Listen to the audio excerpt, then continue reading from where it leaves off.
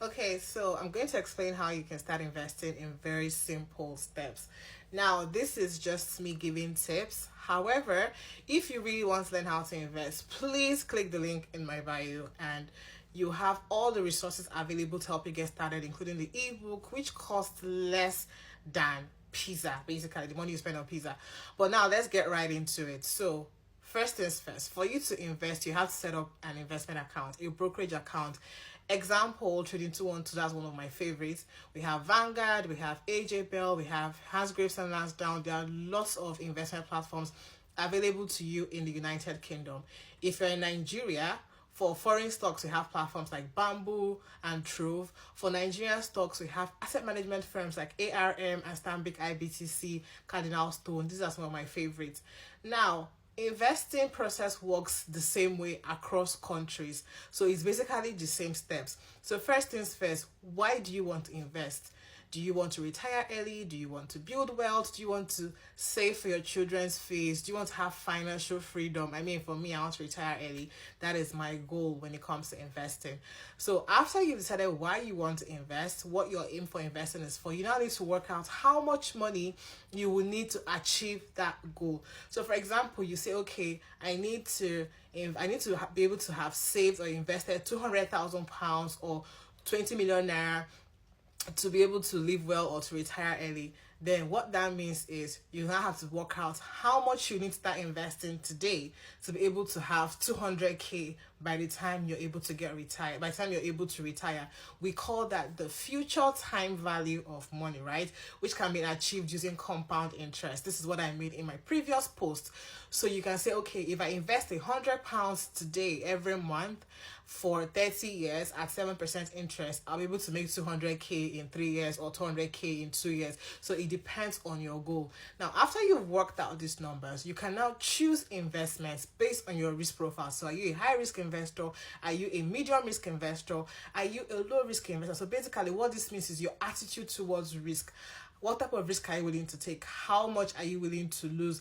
Now, when I'm talking about losses, it doesn't necessarily mean like losses. It just means like, are you putting in money that you can live for a long time to grow and basically to like ride out, whatever inflation or ups and downs the market throws this way. In the long run, you're gonna be very grateful you did. So that's basically what they mean by losses, because I mean, in the economy, like we all know, there's ups and downs. Interest rate go up, they go down. Stock market goes up, it goes down. This is basically all around fiscal policy economics. This is how the global economy is regulated. So it is very, very normal, right? So after you have decided your risk profile, you can now pick and choose your investments according to it. So now you can now go and sign up for a brokerage firm like Trading 212 and sign up and start investing. Now, it is important to note that before you choose brokerage platform, you have to check out for their fees, because if you're not careful, the fees you pay them can eat into your return on investment, thereby reducing the amount of money you get in the long run.